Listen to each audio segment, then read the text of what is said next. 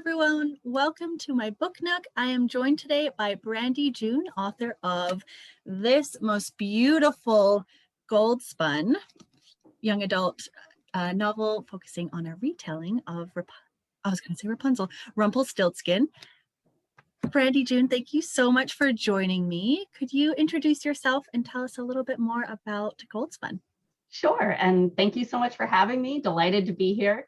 So my name is Brandie June, and Gold Spun is my debut novel. So I've been writing for quite a while, and Gold Spun has been about 5 years in the works.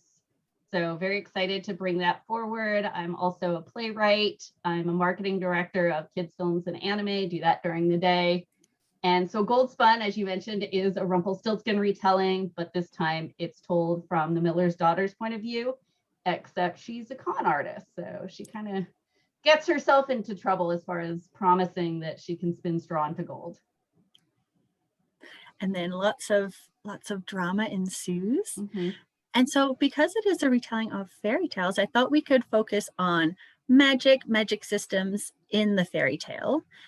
First and foremost, what drew you to fairy tales? Specifically, what drew you to Rumpelstiltskin? I've always been a big fan of fairy tales and fairy tale retellings. It's always been something I've really enjoyed reading long before I was even writing the stories. I love that it sort of has that feeling of something old and familiar in the way that these stories have been handed down from generations to generations, and some of them hundreds of years. But at the same time, when you get a retelling, you can have this really exciting element of, there's something new, something different in a setting that almost feels familiar. So I really love that juxtaposition. That's probably why I love fairy tales and fairy tale retellings. For specifically Rumpelstiltskin, I didn't necessarily start with the idea that I was going to write a Rumpelstiltskin retelling.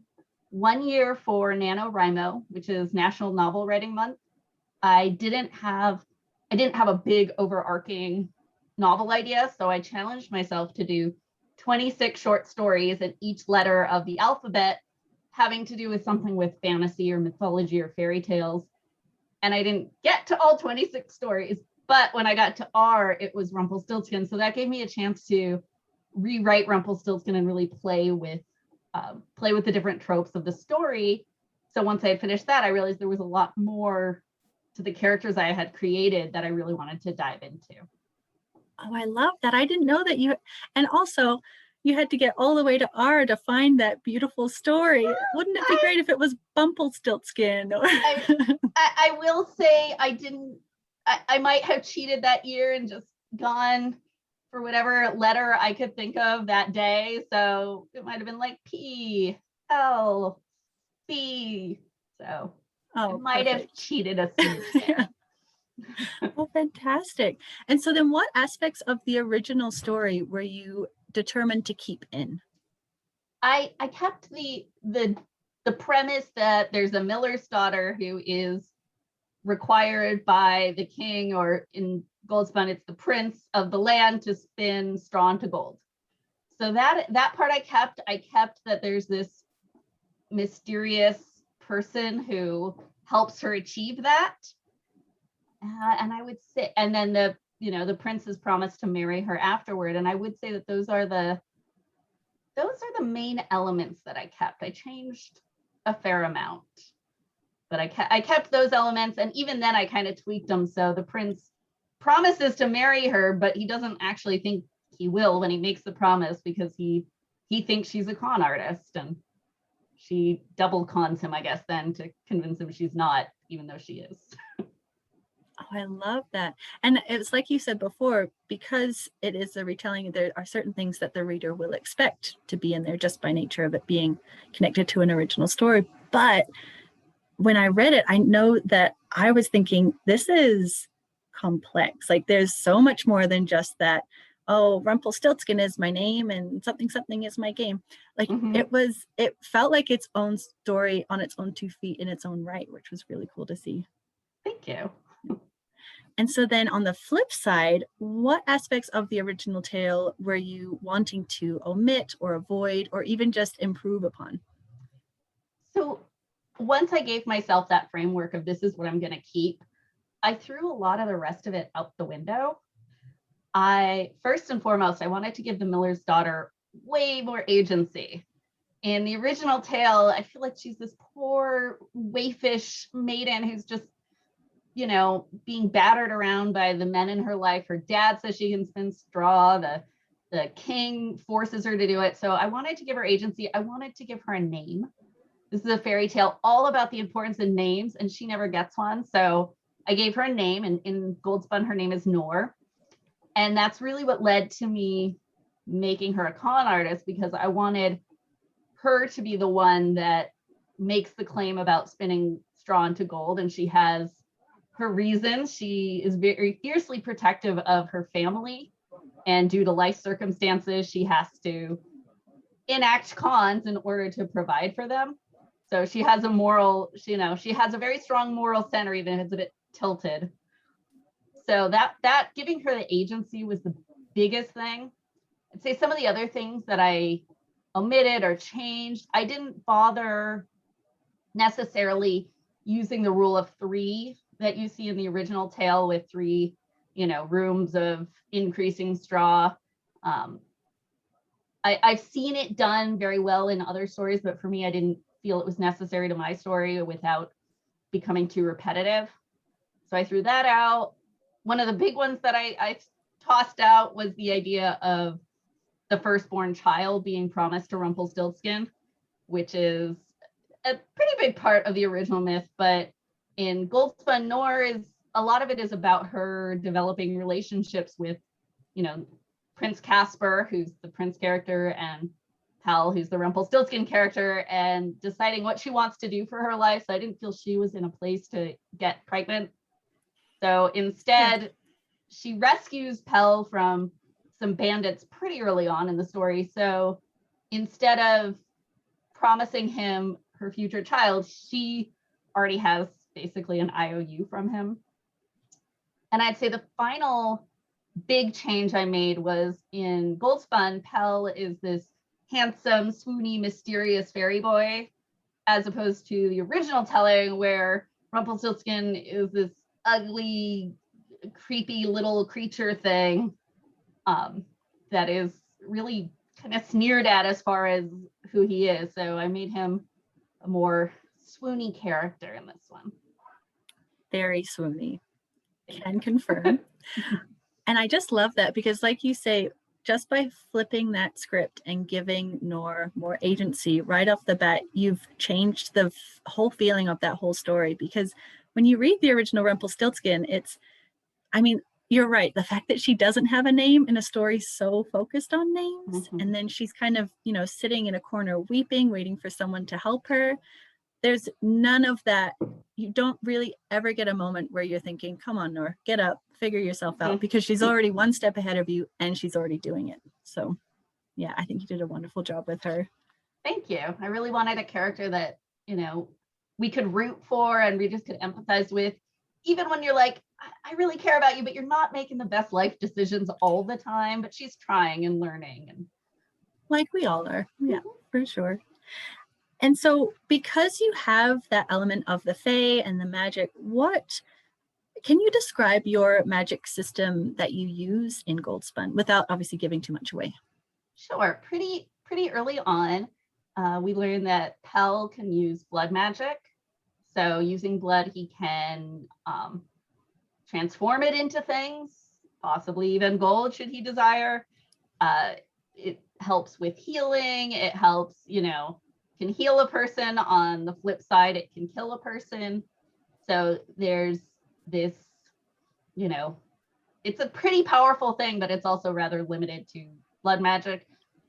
Fairies are also the only creatures in this world that possess magic, which was very intentional on my part. I wanted a rather strict set of rules as far as what the magic was, so it couldn't fix everything. Yeah, and you can definitely get that feeling too, that because only the fae have access to that magic, there's a lot of fear on the human side, because it's like, we don't really know what it is or what it does. We don't have it. We don't understand it. So just, I hope I never run into a fairy in a dark alley. Yeah, one of the themes that I was playing with in the story is that fear and prejudice against the Fae, because they are sort of the scary unknown, and there are rumors about them, and using blood magic sort of gives it a fun kernel of truth without it necessarily being the full truth that everyone knows. So they've started to hear things, so not everything they think about the Fae is true, but it's still very scary to them. Mm-hmm. For sure. And so where did your inspiration come from surrounding that blood magic system? I wanted to figure out how Pell could do some sort of transformation magic, because that was always the core of how I saw him making the straw into gold. So I needed to figure out a way that, one, how he could do that transformation and have it come at a cost, because to me it was, I find it frustrating when magic comes too easily and is too powerful. I want my characters to really kind of have to struggle through. So I wanted to give this transformation magic of his a really strong cost, and requiring blood is a pretty strong cost for it. He can't just come and wave his hand and all of a sudden there's all this gold. So I wanted it something that had a cost, something that was kind of scary, and it was actually something I had to fight for. So my editor was, initially reading this going, I don't know, this is a little dark. What if the price was like tears or something? Like, no, I feel I'm not trying to make it gratuitous, but at the same time, I need it to be dark and serious enough that people will really have to take a step back and be like, oh, is this really something that I want to bargain with? Mm-hmm. Yeah, and you really get that sense too that it is a draining cost, not just on Pell, but on the people that he requires blood from. I mean, it's a cost on both sides. So it was a really interesting look at, I mean, it's great if you could turn anything you want into gold, but how badly do you want that gold? Exactly. And so you mentioned a few of them, but were there any other rules or limitations or kind of boundaries that you wanted to put in place for your magic system to keep it in the realm of realistic, not the, oh, we'll just fix it with magic? Yeah, I think limiting it to requiring blood, limiting it to the fairies are the only ones who have it, was a really was the best way I found to really, like, the more I could limit the magic, the more it forced the characters in the book to really have to struggle with finding out solutions on their own, and dealing with the consequences of using this magic. So that was really where I had it. And giving I won't say too much, I don't want to spoil much of anything for later in the book or for the sequel, but it later on you find out if this is something specific to Pell or to fairies, because he is not necessarily, we know the most about him from the story, but he is not the only fairy in this world. Hmm. Yes, yeah. I did love that because you said there's going to be a sequel, and the first book really does a great job of setting that groundwork so that you get a gist of the magic system, but also because we are human readers, it makes sense that we're kind of left in the dark as much as Nor is, and she's learning as she's going, but we still get that feeling that even as readers, oh, this is some dark, scary thing that I don't really know much about. And I just hope I don't run into a fairy in a dark alley. I definitely won't give him my name. Mm-hmm. Yeah, I'm deep into working on the sequel. It's going to be a duology, and it's really fun to show a lot more of the fairies and their world and their land, which is so much just this big, scary mystery for a lot of it. Even in the map that I have in Gold Spun, the human land is pretty well plotted out, but you go up into Magnamel, which is the fairy land, and suddenly there's these creepy looking trees and these medieval looking monsters, because humans are writing the map. So they don't know what's up there, but clearly it must be scary and evil. So in the sequel, we get to find out a lot more about the magic system or systems, and a lot more about the fairies. And now you don't have to answer this if you're not allowed to, but since you brought up your sequel, is there, because in the first one we focus on Noor mostly and then the prince and Pell. Is it going to be the case where we focus more on, like, because we're focusing on the fairy world, more on Pell, or do you think there's a place for the prince there as well? There is a place for both Pell and the prince. They both feature very heavily in the sequel. It is still primarily Noor's story. This is her story that I want to tell, and I feel that the sequel really, kind of ties it together. But yeah, we definitely have a lot more to see of both Casper and Pell. Perfect. Because yeah, I like them both. I was the same with Norm. Like, they both have their pros and cons. And my last question is, so we do see a lot of the combat focused elements of blood magic, with transformation, as you mentioned, being a more practical branch. What style did you prefer to write? I'd say generally the combat related magic was more, it had a more visceral feel to it. Whereas like the practical magic, there's still this toll, but it's not as, the stakes aren't quite as high. No one's about to die. There isn't the same level of danger. So when I was writing some of that, I really had a lot of fun more playing with Noor and Pell's interactions. Whereas the combat related one had just a more kind of visceral, scary, high tension feel. Definitely. Yeah.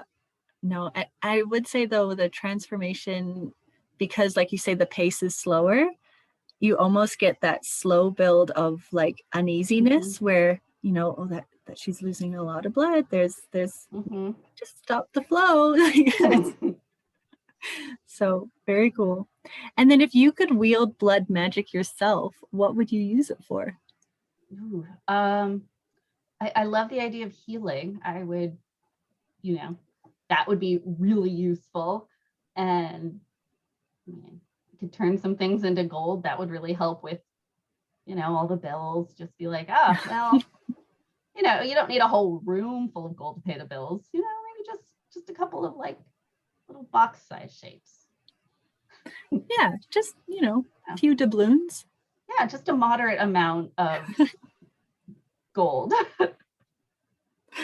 Definitely. And so I'm going to show the cover again, and I see it's in the background there right next to your unicorn skull. This book is incredible. Where can your readers purchase it or find it? So basically any place where books are sold online, at CamCat Books, at Amazon, at Barnes & Noble, any of those places online. There is in large print, standard edition, paperback, hardback, large font, and audio as well. And yeah. Fantastic. And so I'll put links to how we can find you, but what's the best way to keep up to date on news about your sequel and any upcoming information about your novels? So my site is brandiejune.com, and it's Brandie with an IE. And that has links to all of my socials. I'm up on Facebook and Instagram and TikTok and so forth. Also signing up for my newsletter. I do a monthly newsletter, which has usually some book-like contests and, any updates on my books, on my sequels, on other things I think readers will find interesting. Perfect. Well, thank you so much for taking the time to chat with me today. And yeah, we'll keep our eyes peeled for the sequel of Gold Spun. Great. Thank you so much for having me. My pleasure.